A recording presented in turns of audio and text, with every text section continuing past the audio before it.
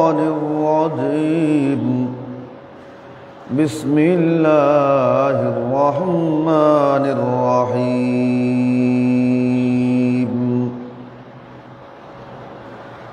شهر رمضان الذي أنزل فيه القرآن هدى للناس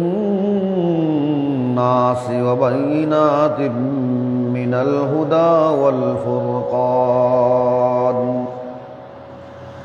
بارك الله لنا ولكم في القرآن العظيم ونفعنا وإياكم بالآيات والذكر الحكيم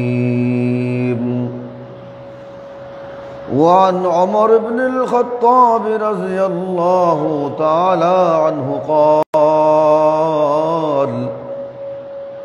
قال رسول الله صلى الله عليه وسلم إن الله يرفع بهذا الكتاب أقواما ويضع به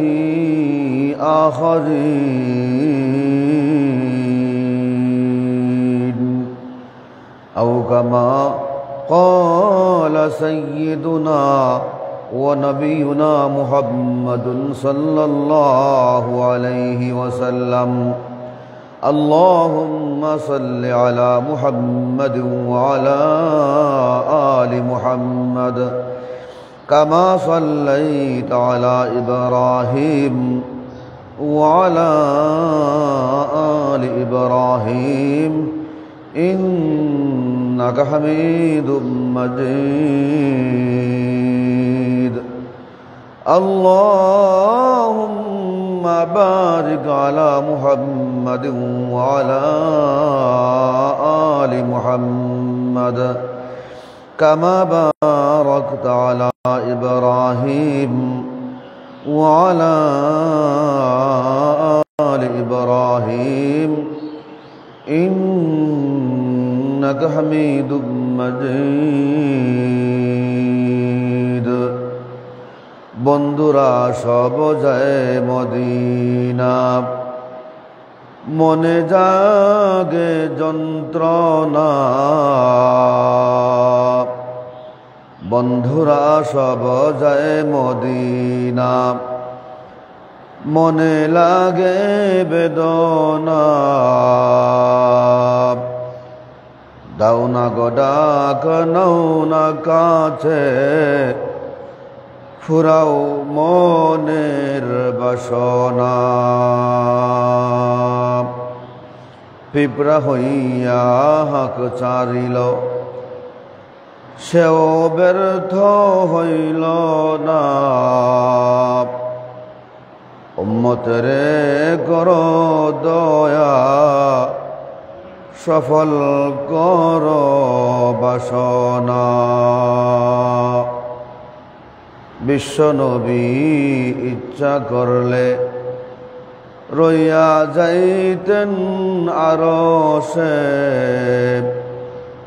উম্মতের দরদে নবী শুইয়া আছেন ফরশে লা ইলাহা ইল্লাল্লাহ লা ইলাহা ইল্লাল্লাহ লা ইলাহা ইল্লাল্লাহ লা ইলাহা ইল্লাল্লাহ লা ইলাহা ইল্লাল্লাহ মুহাম্মাদুর রাসূলুল্লাহ লা ইলাহা ইল্লাল্লাহ মুহাম্মাদুর রাসূলুল্লাহ আল্লাহু হাজিরি আল্লাহু নাযিরি আল্লাহু শাহিদি আল্লাহু গায়বি আল্লাহু মাই ঐতিহ্যবাহী রহমতুল্লাহ আলাইহি মাজার ঈদগাহ সংলগ্ন জামে মসজিদের সম্মানিত মুসল্লিন কেরাম মুরব্বিয়ান আযম নওজোয়ান ভাইয়েরা বাসা বাড়ি থেকে কান পেতে বসে থাকা আমার অত্যন্ত শ্রদ্ধা মা বোনেরা, শুরুতে রব্বে করিমের লক্ষ্য করে শুকুর গুজার হয়ে জীবনী অত্যন্ত দয়া করে মায়া করে মহব্বত করে পবিত্র মাহে রমজান মুবারকের দ্বিতীয় জুমায় আমাদেরকে আল্লাহর ঘর মসজিদে আসার, দিনই কথাবার্তা বলার, শোনার তৌফিক নসিব করলেন। সেই জন্য সেই মনিবের দরবারে মন প্রাণ উজাড় করে সমস্বরে বলিষ্ঠ কণ্ঠে সুউচ্চ আওয়াজে ইমানদার হিসেবে ইমানের আওয়াজকে বুলন্দ করে আকাশ বাতাস মুখরিত করে হৃদয়ের সকল আবেগ ও অনুভূতিকে উজাড় করে দিয়ে আমাদের ভিতরে যে ঈমান আছে, সেই ঈমানের যে বারুদ আছে, আগুন আছে, সেই স্ফুলিঙ্গকে স্পষ্ট করে দিয়ে আমরা সকলেই জুড়ে সুরে বলি আলহামদুলিল্লাহ। পবিত্র মাহে রমজানুল মুবারক চলছে। আমরা দেখতে পাচ্ছি আমাদের মুসল্লিনে কেরাম মসজিদে যে পরিমাণ আসার কথা, প্রথমে যে পরিমাণ ছিলেন ওই পরিমাণ এখন আর নাই। বরং মুসল্লিয়ানে কেরামের মধ্যে একটা থাকামান্দেগি, এক প্রকারের দুর্বলতা, অলসতা চলে আসছে। অথচ আমি বিগত জুমায় বলেছি, পবিত্র মাহে রমজানুল মুবারকের রোজা এবং সিয়াম সাধনার মাধ্যমে জান্নাতি হুর রমণীরা আপনার কাছে বিয়ে বসার জন্য আল্লাহর কাছে দরখাস্ত করে। মাহে রমজানুল মুবারকের নামাজ পদেরই বন্দেগি 70 গুণ বেশি সওয়াবের সুযোগ করে দেয়। তোর মধ্যে গুরুত্বপূর্ণ আরেকটি আমল হচ্ছে ইফতার করা। বাইহাকি শরীফে, সহিহ ইবনে হিব্বানে, একাধিক হাদিসের কিতাবে যারা ইফতার করাইতে পারেন তাদের জন্য বিশেষ করে 5টা পুরস্কারের কথা উল্লেখ করা হয়েছে। নবীজি বলেন, মান ফাত্তারা সাইমান, কেউ যদি রোজাদারকে ইফতার করায়। আমাদের পরিবেশে, আমাদের সমাজে এখন মানুষ যখন দোকানে যায় ব্যাগ ভর্তি 10 প্রকার, 20 প্রকার, 16 প্রকার ইফতার কিনে নিয়ে আসে। বাজারে যত আইটেম বানাইছে দোকানে সবগুলো নিয়ে আসে। আইসা নিজের পরিবারে বসে, পরিবারের সকলকে নিয়ে বৈশা জৌলুস করে ইফতার করে আর ছবি তুলা ফেসবুকে দেয়। অথচ যেই পরিবারে 20 আইটেমের ইফতার হচ্ছে, ওই পরিবারের পাশের পরিবারের তারা পানি দিয়া, চাউলের গুঁড়া দিয়া ইফতার করছে। প্রতিবেশীর এরকম খবর নেওয়ার মতো মানুষ নাই। কিছু মানুষ আছে যে মাসে একবার একটা ইফতার পার্টি দিয়ে লাইল, এলাকার সকল মানুষ জানলো যে অমুকে ইফতার করায়, একটা শো অফ করে লাইল, মনে করলো যে আমি ইফতার করাইছি, যে সবাই জানছে, আর দরকার নাই। অথচ আপনার আমার আশেপাশে যে সকল লোকেরা ইফতারের সময় পর্যাপ্ত পরিমাণ ইফতারের বস্তু পায় না, তাদের খবর আমাদের রাখা প্রয়োজন। এই মর্মে নবীজি আমাদেরকে উদ্বুদ্ধ করার জন্য 5টা বড় বড় পুরস্কার ঘোষণা করেছেন। 1 নম্বরে বলেছেন, মান ফাত্তারা সাইমান কানা লাহু মাগফিরাতান লিযুনুবিহি, কেউ যদি ইফতার করায় তাহলে তার জিন্দেগির সবগুলি গুনাহ খাতা আল্লাহ পাক রব্বুল আলামিন ইফতার করাইবার বিনিময়ে মাফ করে দিবেন। গুনাহ মাফ করানো এটা তো সহজ কোনো বিষয় না। দুনিয়ার কোনো এমপি, মন্ত্রী আর প্রধানমন্ত্রী আর প্রেসিডেন্ট আপনাকে আপনার গুনাহ মাফ করতে পারবে না, আপনারে জেল থেকে বাইর করতে পারবে, কিন্তু জাহান্নামের কারাগার থেকে মুক্তি দিতে পারবে না। গুনাহ মাফ করার মতো ক্ষমতা একমাত্র আল্লাহর কাছে আছে, এবং আল্লাহ এটা আপনার জন্য অফার করছেন। আপনি যদি ইফতার করান তাহলে আপনার মাগফিরাতান লিযুনুবিহি, জীবনের সমস্ত গুনাহ খাতা আল্লাহ মাফ করে দিবেন। এরকম ঘোষণা পাওয়ার পরে আমাদের উচিত এই আল্লাহর দেওয়া অফারটাকে লুপে নেওয়া, ঠিক না বেঠিক? এরপরে 2 নম্বর, ওয়াইতকু রাকাবাতিহি মিনান নার, যদি তার জীবনের বদ আমলের কারণে, গুনার কারণে জাহান্নামের লিস্টে তার নাম লেখা হয়ে থাকে, একদিন মাত্র ইফতার করাইছেন, আপনার এই ইফতার করার বিনিময়ে আল্লাহ পাক রব্বুল আলামিন জাহান্নামের লিস্টি থেকে আপনার নামটা কেটে দিয়ে জাহান্নাম থেকে মুক্তি ঘোষণা করে দিবেন। এরপরে 3 নম্বরে বলেন ওয়াকানা লাহু মিসলু আজরিহি মিন গায়রি আইয়ুন কাসামিন উজুরিহিম শাই।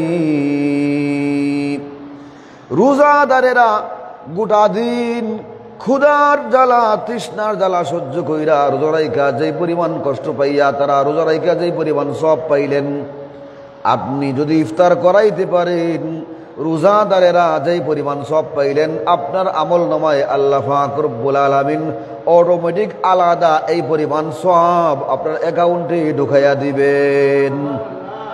রোজাদারের সওয়াব থেকে আল্লাহ কেটে আপনাকে দিবেন না, তাকে আলাদা দিবেন, আপনাকে আল্লাহ বোনাস দিবেন। এরপরে 4 নম্বরের পুরস্কারটাও হাদিসের মধ্যে আছে ওয়ামান ফাত্তারা সাইমান মিন কাসবিন হালালিন, হালাল সম্পদ থেকে যদি কেউ কাউকে ইফতার করায় সাল্লাত আলাইহিল মালাইকাতু লায়ালিয়া রমজান কুল্লাহা, আল্লাহর রহমতের ফেরেশতারা মাহে রমজানের প্রত্যেকটা রাত মানে ইফতার যে করাইলো এরপরে প্রতিটি রাত পর্যন্ত ওই বান্দার জন্য রহমতের দোয়া করতে থাকেন। 5 নম্বরের পুরস্কার হইল ওয়াসাফাহু জিবরিল লাইলাতাল কদর। লাইলাতুল কদর একটা রাত আসছে না আসছে না, মাহে রমজানে লাইলাতুল কদর আসবে। এই লাইলাতুল কদরের বন্দেগী আল্লাহর কাছে 1000 মাসের বন্দেগীর চাইতে বেশি গুরুত্বপূর্ণ হবে। এই রাতে আল্লাহ পাক রব্বুল আলামিন বান্দাদের আমল দেখার জন্য, বান্দাদের এই আমলের কম্পিটিশন দেখার জন্য আসমান থেকে ফেরেশতার দল পাঠায় দিবেন। নাযালা জিবরিলু ফি কাবকাবাতিন মিনাল মালাইকাতি ইউসাল্লুনা আলা কুল্লি আবদিন কাইমিন আও কাঈদিন ইয়াযকুরুনাল্লাহ আযজা ওয়া জাল।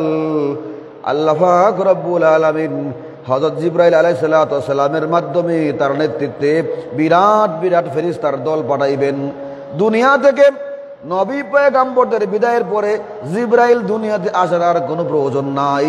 জিবরাইল দুনিয়াতে আর কোনো কারণে আসেন না, একমাত্র শবে কদরে বান্দার বন্দেগী দেখার জন্যই দুনিয়াতে আসেন।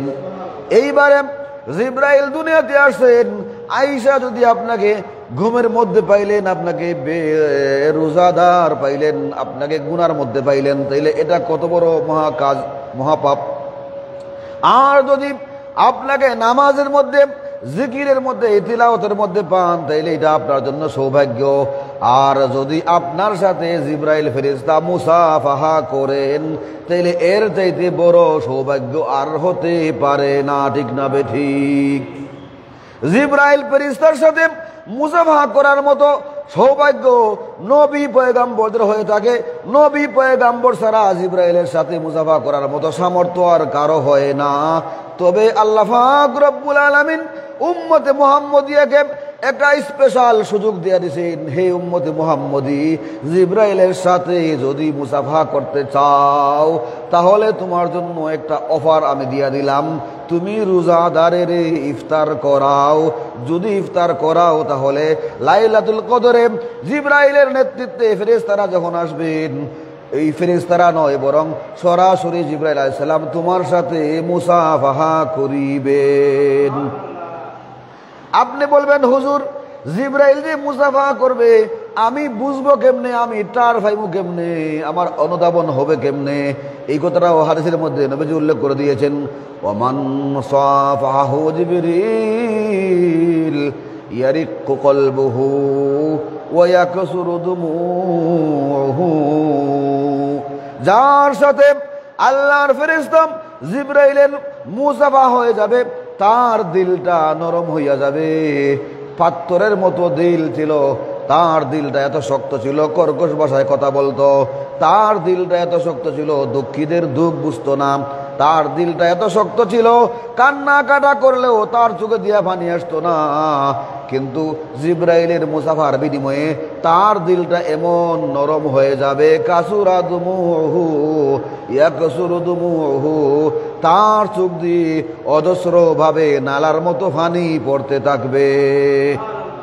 আল্লাহর জন্য সে কাঁদতে পারবে, অশ্রু ঝরবে, তার গাল বেয়ে দাঁড়িবে, পানি পড়বে। এইরকম পরিবেশ তার হবে জিব্রাইলের এই মুসাফার বিনিময়ে, মুসাফার মাধ্যমে সে বুঝতে পারবে আল্লাহর রহমতে আমি হয়তো তেলাওয়াতে ছিলাম, আমি হয়তো নামাজে ছিলাম, আমি হয়তো জিকিরে ছিলাম, আর আল্লাহর রহমতের ফেরেশতা জিবরাইল আসছিলেন, আমার হাতের সাথে তার হাতের মুসাফা হয়েছে। এই কারণে আমার দিলটা নরম হয়ে গেছে। এইবারে গরিবরে দান করতে আমার মন চায়, সদকাতুল ফিতরটা বেশি করে দিতে আমার মন চায়, সদকাতুল ফিতরটা সবাই দিতে আমার মন চায়। সদকাতুল ফিতরের কোয়ালিটি আছে 5টা কোয়ালিটি। নিম্ন কোয়ালিটি 110 টাকা, আর সর্বোচ্চ কোয়ালিটি 2900 টাকা, মানে 3000 টাকা। আমার সর্বোচ্চ কোয়ালিটি দিয়া আমার সদকাতুল ফিতর দিতে মন চায়।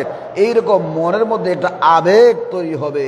এই আবেগটা তৈরি হওয়ার জন্য আপনি যদি ইফতার করাইতে পারেন, তাহলে অটোমেটিক্যালি জিবরাইলের মুসাফার বিনিময়ে আপনার দিলটা নরম হবে। আল্লাহর দরবারে হাত উঠাইলে আপনি হাউ মাউ করে কাঁদবেন, আপনার চোখ দিয়া একবারে নদীর মতো, নালার মতো পানি বের হবে, অশ্রু বের হবে। তখন আপনি বুঝবেন যে জিবরাইলের সাথে আমার মুসাফাহা হয়েছে।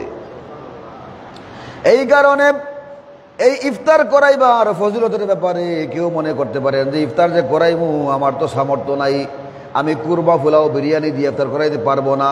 এই প্রশ্নটা সাহাবায়ে কেরাম নবীজিকে করছিলেন। তারা বলছিলেন, ইয়া রাসূলুল্লাহ, লাইসা কুল্লুনা নাজিদু মা নুফাত্তিরু বিহি সাইম। ওগো নবীজি, আপনি যে ইফতার করাইবার 5টা অপরচুনিটি উল্লেখ করলেন, 5টা অফার উল্লেখ করলেন, 5টা পুরস্কার ঘোষণা করলেন, আমাদের মন তো চায় এই 5টা পুরস্কারে বসিত হই, কিন্তু আমাদের স্বাদ আছে, সাধ্য নাই, আমাদের ইচ্ছা আছে, কিন্তু আমাদের ক্ষমতা নাই। আমরা সকলেই তো এইরকম ইফতার করাইতে পারবো না, এইরকম আইটেম দিয়ে ইফতার করাইতে পারবো না। নবীজি জবাব দিয়া দিলেন, না না, তোমরা যেমন মনে করেছো বেশি করে খাওয়াইতে হবে, দামি বস্তু খাওয়াইতে হবে, না না, যদি ইফতার করাও তাইলে তোমার জন্য বড় কিছু লাগবে না। ইউতিল্লাহু হাযাস সাওয়াবা আলা মান ফাত্তারা সাইমান আলা মুলকাতি লাবানিন আও তামারাতিন আও শারবাতিন মিম্মা। তোমাদের মধ্যে কেউ যদি একটু দুধ দিয়া 1 চামচ দুধকে পান করাইয়া, তখনকার সময়ে আরবে সহজ ছিল দুধ পাওয়া, তারা গরু ছাগল পালতেন, তারা মহিষ পালতেন, তাদের জন্য উট পালতেন, দুধ তাদের জন্য প্রধান খাদ্য ছিল।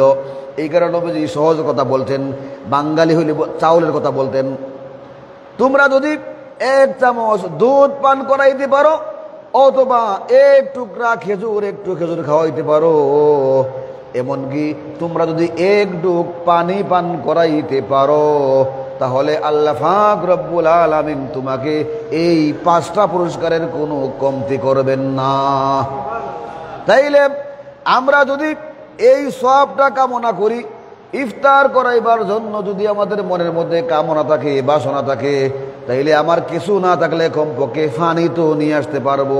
কয়জন মুসল্লি আছে আসর নামাজের পরে মসজিদে গিয়া, ইমাম সাহেব, মুয়াজ্জিন সাহেব আপনারা বসেন, আমি পানি ব্যবস্থা করি, এরকম করেনি, কেউ করতে রাজি হয় না, আগ্রহ নাই।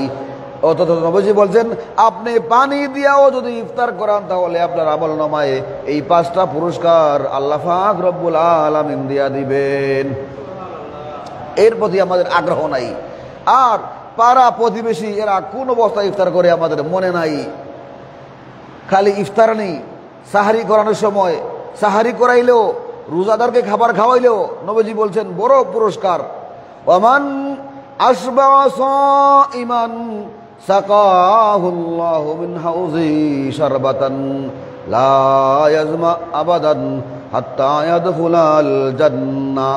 কেউ যদি রোজাদারের পেট ভরাইয়া সাহরি খাওয়ায় অথবা ইফতারের পরে খাবার খাওয়ায়, আল্লাহ পাক রব্বুল আলামিন তাকে হাউজে কাউসারের এমন পানি পান করাইবেন, এমন শরবত পান করাইবেন, জান্নাতে প্রবেশ করার আগ পর্যন্ত 50,000 বছরের ভিতরে একটা মুহূর্তের জন্য, একটা সেকেন্ডের জন্য আর তৃষ্ণা লাগবে না।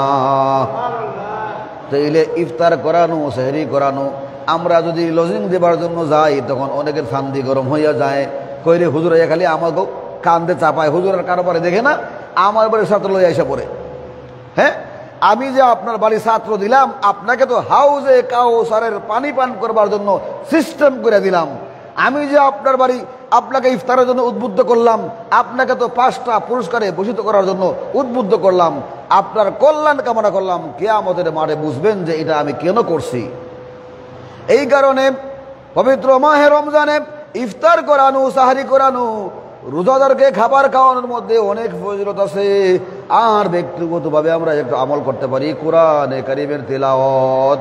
কোরআনে কারীমের তিলাওয়াত আল্লাহ বলছেন শাহরু রমাদান আল্লাযী উনজিলা ফীহিল কুরআন। কোরআন নাজিল হয়েছে রমজান মাসে, যেই মাসে যা উৎপাদন হয় এটাকে সংগ্রহ করা সহজ হয়। অগ্রহায়ণ মাসে আপনি দান সংগ্রহ করলে সহজে করতে পারবেন, বৈশাখ মাসে দান সংগ্রহ করবেন সহজে পারবেন, সস্তায় করতে পারবেন, ঠিক না বেঠিক? মাহে রমজানে যেহেতু কোরআন নাজিল হয়েছে, এই মাসে আপনি কোরআন পড়বেন, কোরআন পড়ার জন্য চেষ্টা করবেন। আঞ্জুমানে তালিমুল কোরআনের মাধ্যমে গোটা বাংলাদেশে, এমনকি বাংলাদেশের বাহির পর্যন্ত কেরাত প্রশিক্ষণ সেন্টার চালু আছে। আমাদের ঘরগাঁও ওটাইরে মাদ্রাসায় আছে, এখানে সাগরদিঘির পাড়েও আছে। বিভিন্ন জায়গায় কোরআন শেখার জন্য আসর আছে, শিশুরা ওখানে ভর্তি হবে। আর যারা বড় আছেন তারা নামাজের পরে ইমাম সাহেব যখন নামাজের পরে বসবেন তো একটা সূরা পড়বেন, এমনকি ফজর নামাজের পরে সূরা হাশরের 3টা আয়াত তিনি পড়বেন, আপনি মনে মনে ওনার সাথে সাথে পড়বেন। ইমাম সাহেব নামাজের মধ্যে তেলাওয়াত করেন, ছোট সূরাগুলি পড়েন, আপনি ওনার সাথে সাথে মনে মনে খেয়াল করবেন কেমনে কেমনে পড়ে। এইভাবে আপনি কোরআন শেখার জন্য যদি উদ্বুদ্ধ হন তাহলে আপনার দাম বাইরে যাবে। উমর ইবনে খাত্তাব রাদিয়াল্লাহু তাআলার একটা কাহিনী আছে, মুসলিম শরীফের 817 নম্বর হাদিসের মধ্যে ডিটেলসে বলা আছে, উমর ইবনে খাত্তাব যখন আমিরুল মুমিনিন, মদিনায় তিনি যখন গোটা অর্ধজাহানের খলিফা, তিনি ইচ্ছা করলেন আমি হজ করতে যাব, মক্কায় যাব, হজ করতে যাব। এখন তিনি মদিনা থেকে গোটা মুসলিম জাহানে যত ডিসি পাঠাইছেন, গভর্নর পাঠাইছেন, ডিসিরা প্রধানমন্ত্রীকে স্যালুট দেওয়ার জন্য, শুভেচ্ছা স্বাগতম জানাবার জন্য। প্রধানমন্ত্রী যদি মৌলভীবাজারে আসে, দেখবেন তো আপনাকে ডিসি সিলেট পাহাড়ি রইয়া শাস্তাগঞ্জ গিয়ে কি করবো, ইস্তেকবাল জানাইব, জানাইবো না কেন? প্রধানমন্ত্রীর সম্মান জানাইবার জন্য, শুভেচ্ছা জানাইবার জন্য একটু সামনে গিয়া ওনাকে ইস্তেকবাল কইরা শুভেচ্ছা স্বাগত জানা নিয়ে আসবো। এই সিস্টেমে উমর ইবনে খাত্তাব রাদিয়াল্লাহু আনহু হজ করার জন্য মক্কায় আসতেছেন। তো মক্কায় তিনি আগে একজন ডিসি বানায় পাঠাইছিলেন, যার নাম নাফে ইবনে আব্দুল হারিস। এই নাফে ইবনে আব্দুল হারিস তিনি শুনছেন ওমর ইবনে খাত্তাব হজ করতে আসতেছেন, তো তিনি মদিনা থেকে মক্কার দিকে 80 কিলোমিটার দূরে উসফান নামক জায়গায় আসছেন। আইসা ওনার সাথে সাক্ষাৎ করছেন শুভেচ্ছা জানাইবার জন্য। সাথে সাথে ওমর ইবনে খাত্তাব জিজ্ঞাসা করলেন, তুমি 80 কিলোমিটার দূরে চলে আসছো, বর্তমান সময়ে তো 80 কিলোমিটার পাজারো গাড়ি দিয়ে চলে আসবো, আধা ঘন্টায় আইবো, আধা ঘন্টা যাইব। তখনকার সময়ে মরুভূমিতে 80 কিলোমিটার আসতে কমপক্ষে 3 থেকে 7 দিন সময় লাগতো। এই যে আপনি 3-4 দিনের জন্য চলে আসলেন মক্কায়, আপনার ডিসির বদলা আপনি কারে স্থলাভিষিক্ত করে আসলেন, কাকে আপনার জায়গায় বসায় আসলেন, কে ডিসি হইল, আপনার পরবর্তী ভারপ্রাপ্ত ডিসি কে হইল, কারে বানায় আসলেন? মানিস্তাখলাফতা, কাকে তোমার প্রতিনিধি বানায় আসছো? তখন তিনি বললেন ইবনে আবজা, আমি ইবনে আবজাকে খলিফা বানায় আসছি, ডিসি বানায় আসছি। তিনি পাল্টা প্রশ্ন করলেন, মান ইবনু আবজা? ইবনু আবজা আবার কেটা? এটা তো আমি চিনি না। আমি যারা চিনি না তারে তুমি কি বানাইছো? তোমার ডিসির বদলা ডিসি বানাইছো, সে আবার কেটা? তখন তিনি বললেন, সে হচ্ছে আব্দুর রহমান ইবনু আবজা, মাওলাম মিন মাওয়ালিনা। তার নাম আব্দুর রহমান ইবনে আবজা, আর তার কোয়ালিটি হইল সে আমাদের গুলাম, আজাদকৃত গুলাম, আমাদের কিনা গুলাম ছিল, তাকে কিনছিলাম, পরে তারে আজাদ করে দিছি। তখন ওমর ইবনে খাত্তাব বললেন যে ইস্তাখলাফতা আলা আহলিল কুরা মাওলান, আরে তুমি এটা করলা কি? মক্কা শরীফে কত সম্মানিত মানুষ, কত সম্ভ্রান্ত মানুষ, কত বড় বড় মানুষ, তাদের মাথার উপরে তুমি একটা গুলামকে, একটা চাকরকে তাদের ডিসি বানাইয়া চলে আসছো। এটা কি কেমনে সম্ভব? তারা কি তাকে মানবে, আনুগত্য করবে? কোনো বিশৃঙ্খলা কি হবে না? তখন নাফে ইবনে আব্দুল হারিস উত্তর দিলেন, ইন্নাহু কারিউন লিকিতাবিল্লাহি ওয়া আলিমুন বিফারাইজিহি তার মধ্যে যে গুণের কারণে আমি তাকে ডিসি বানাইছি, সে যদিও গোলাম, যদিও চাকর, যদিও আজাদকৃত গোলাম, যদিও সমাজের মধ্যে তাকে নিম্ন শ্রেণী মনে করা হয়, গরিব হইলে নিম্ন শ্রেণী হয় আর ধনী হইলে উচ্চ শ্রেণী হয়, এটা সমাজের হিসাব। কিন্তু আমি তাকে কেন আমার জায়গায় বসে আসছি? কারণ সে কারিউন লিকিতাবিল্লাহ, আল্লাহর কিতাবকে, কোরআনে কারিমকে সুন্দর করে পড়তে পারে এবং ও আলিমুন বিফারাইজিহি, মানুষের পরিত্যক্ত সম্পত্তি মরে গেলে যে উত্তরাধিকার থাকে সম্পত্তি, এই সম্পত্তি বন্টনের যে কোরআনে বিধান বলা আছে এটা খুব ভালো করে জানে। মানে সে আলেম কারিও, আলেমও কারিও, এই যে কোরআনের এলেম তার মধ্যে আছে। এই কোরআনের এলেমের কারণে আমি সে গোলাম হওয়া সত্ত্বেও আমি ডিসির বদলা ডিসি তাকে বানাই আসছি। সাথে সাথে ওমর ইবনে খাত্তাব রাদিয়াল্লাহু তাআলা বললেন, আমি যে তোমার সাথে বার্গেনিংটা করেছি তুমি মনে কিছু করবা না। আমি তো মনে করেছি তুমি এমন কাউকে বানাই আসছো যাকে লোক মানবে না, মান্যতা করবে না, অশৃঙ্খলা বিশৃঙ্খলা হবে। সামিতু নাবিয়াকুম সাল্লাল্লাহু আলাইহি ওয়াসাল্লাম ইন্নাল্লাহা ইয়ারফাউ বিহাযাল কিতাবি আকওয়ামান ওয়া ইয়াদাউ বিহি আখারিন। নবীজি ঘোষণা করেছেন এটা এমন একটা কিতাব, কোরআনে কারীম বিশ্বজয়ী, চ্যালেঞ্জের মোকাবেলায় বিজয়ী ঐশী গ্রন্থ, রুগ্ন বিশ্বটাকে সুস্থ করে তোলার একমাত্র খোদাই প্রেসক্রিপশন, অশান্ত পৃথিবীকে শান্ত করার জন্য একমাত্র খোদাই প্রশ্রবণ হচ্ছে মহাগ্রন্থ আল কোরআন। এই কোরআনের বিনিময়ে, এই কোরআনের মাধ্যমে আল্লাহ কত নিচু জাতিকে আল্লাহ সম্মানী জাতি বানাইছেন, আবার কত সম্মানী জাতিকে আল্লাহ অসম্মানী বানাইছেন। তোমার এই কাহিনীটায় বোঝা গেল গুলামকে তুমি মনিব বানায় দিছো, একটা চাকরকে তুমি ডিসি বানায় দিছো একমাত্র কোরআনের এলিম থাকার কারণে, কোরআনের কারি হওয়ার কারণে, কোরআন শিক্ষার কারণে। এখানে আছে আল্লাহ কোরআনের মাধ্যমে সম্মানীয় বানান আবার অসম্মানীয় বানান। কেমনে? কোরআনকে যারা পড়বে, কোরআনকে যারা ধরবে, কোরআনে যারা আমল করবে এরা সম্মানিত হয়ে যাবে।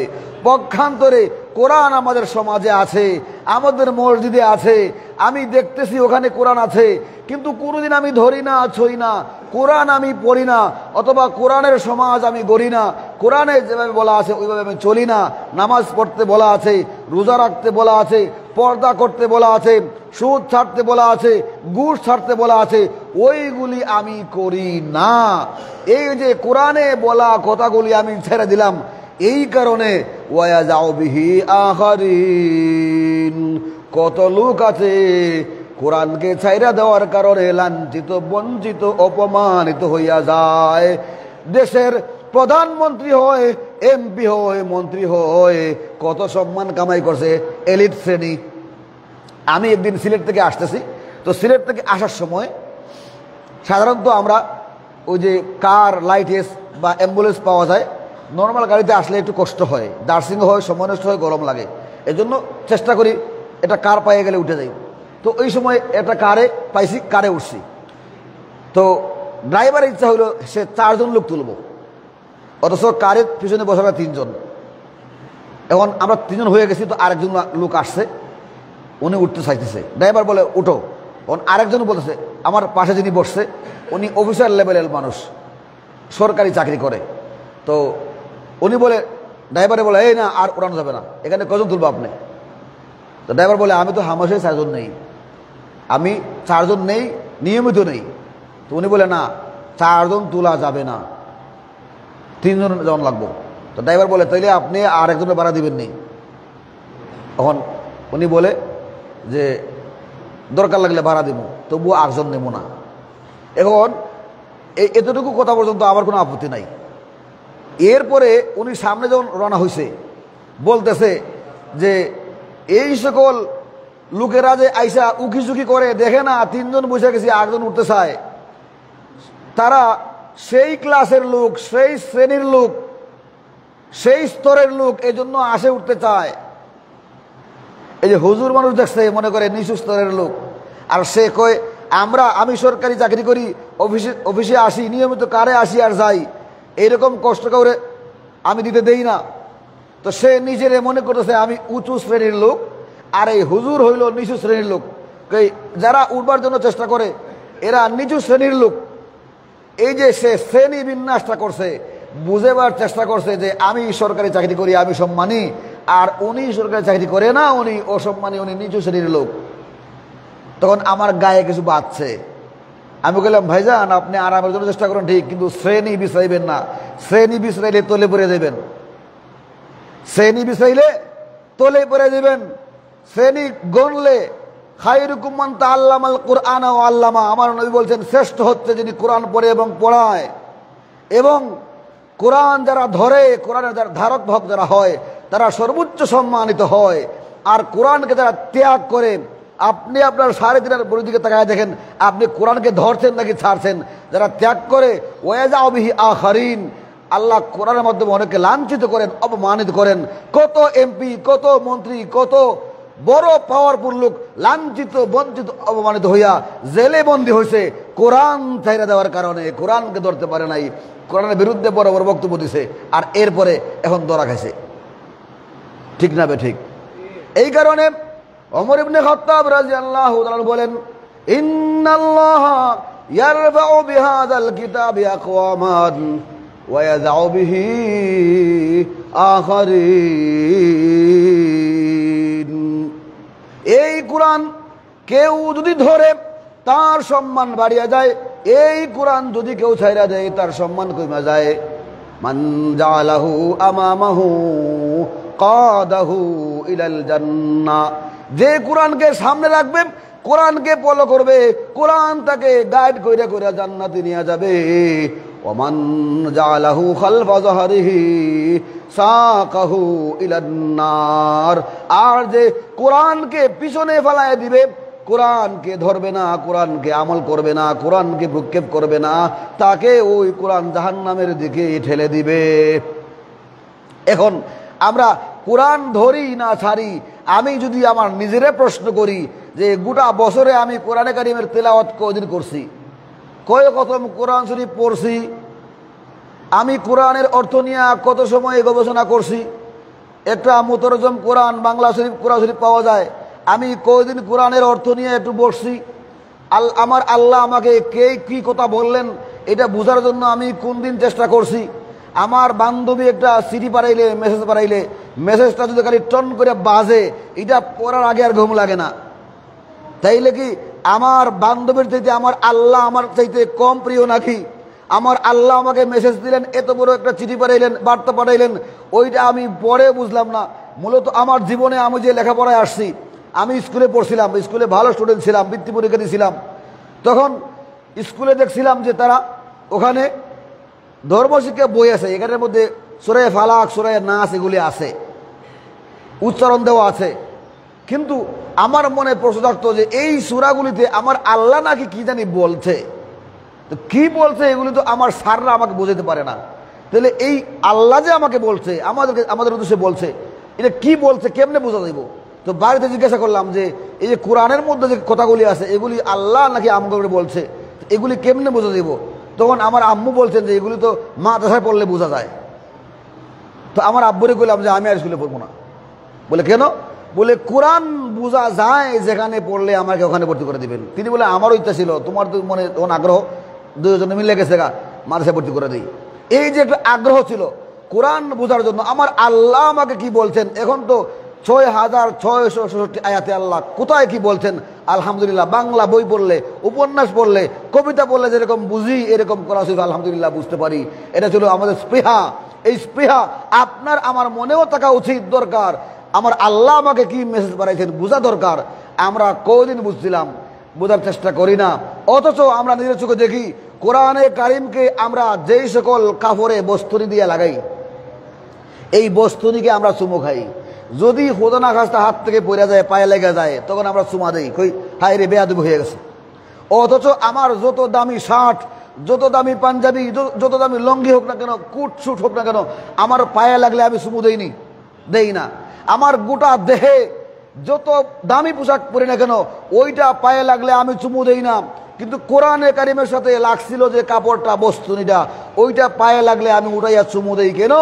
কারণ এই কাপড়ের দাম বেড়ে গেছে কোরআনের সংস্পর্শে আসার কারণে। যে রাওয়াল বা রেহাল বলি আমরা, কাঠের তৈরি রেওয়াল, এটার মধ্যে রাইখে আমরা কোরআন শরীফ পড়ি, যদি খুদনা গাছটা পায়ে লাগা যায় উঠাই আমরা চুম্বন দিই, বুকে লাগাই, হারে বেয়াদব হয়ে গেছে। কিন্তু যত দামি আগর কাঠ হোক, এই যে কাঠ, এই যে আমাদের সামনে টেবিল, যত দামি টেবিল আর কাঠ হোক, যদি বসে যায় পায়ে লাগা যায় এটাকে চুমু দিব না, কারণ এইটা কোরআনের সাথে লাগে নাই, কোরআনের সাথে লেগেছে যে রাওয়াল, তার সম্পর্ক হয়ে গেছে, সম্মান বেড়ে গেছে। একটা প্লাস্টিকের রাওয়াল যদি আমি রাখি, যেটা আমরা আগুন দিয়ে জ্বালাই দিতে পারি, কিন্তু প্লাস্টিকের রাওয়ালেও যদি আমার পা লাগা যায় আমি সালাম দেই, কেন? কোরআনের সাথে তার সম্পর্ক হইয়া তার দাম বেড়ে গেছে। যদি একটা কাপড়ের দাম বেড়ে যায় কোরআনের সাথে সম্পর্ক হওয়ার কারণে, একটা কাঠ, একটা প্লাস্টিকের দাম বেড়ে যায় কোরআনের সাথে সম্পর্ক হওয়ার কারণে, তাহলে আমি আশরাফুল মাখলুকাত, আমি মানুষ, আমার যদি সম্পর্ক কোরআনের সাথে হয় তাহলে আমার কি দাম বাড়বে না? অবশ্যই দাম বাড়বে। এবং এই কথাটাই বলেছেন উমর ইবনে খাত্তাব রাদিয়াল্লাহু আনহু, হাদিসের মধ্যে নবীজি বলে দিয়েছেন যে এই কোরআন বহু নিম্ন শ্রেণীর মানুষকে, নিম্ন জাতিকে উচ্চ জাতি বানায় দিছে।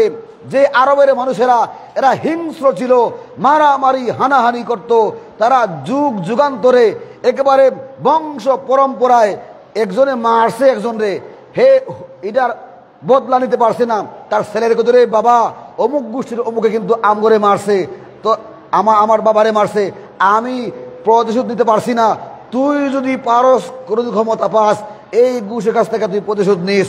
ছেলে পারছে না, হে তার ছেলেরে কইতো তোর পরদাদারে মারছিল অমুক গোষ্ঠীর লোকে, আমি পারছি না, আমার বাবা পারছে না, আমি পারছি না, তুই যদি পারস প্রতিশোধ নিস।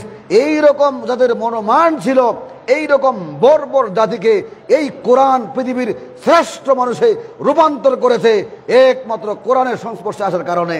যদি আমরা কোরআন পড়ি এবং পড়াই, কোরআনের সাথে সম্পর্ক রাখি, তাহলে আমাদের সম্মান এবং মর্যাদা দুনিয়াতেও বাড়বে, আখিরাতেও বাড়বে।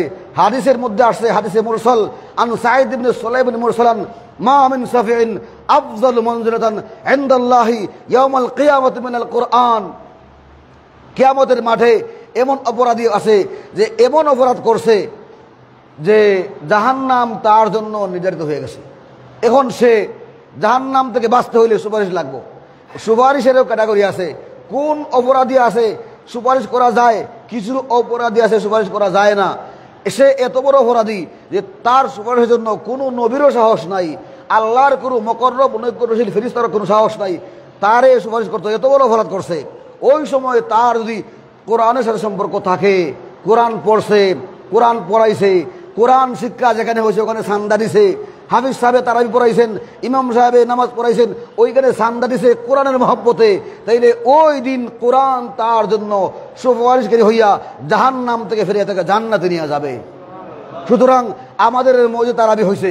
এখন এই তারাবি হওয়ার পরে ইমাম সাহেব হন আর হাফিজ সাহেব হন, আমি শুধু এখানের জন্য বলছি না, গোটা বাংলাদেশে কোরআনের চর্চা হয়েছে কি হয়েছে না? মাহে রমজানে কোরআনের চর্চা হয় কি হয় না? কেরাত প্রশিক্ষণে হয়, ইমাম সাহেবের তারাবির মাধ্যমে হয়, যেখানেই হয়। যদি আমরা নিজেরা পড়তে না পারলাম, কমপক্ষে সাহায্য কইরা যদি শরীর থাকতে পারি, তাহলে আমি কোরআনের সাথে কোনো না কোনোভাবে জড়িত হইলাম। আর এই জড়িত হওয়ার কারণে আমিও দুনিয়াতে সম্মানী হব, আখিরাতে কোরআন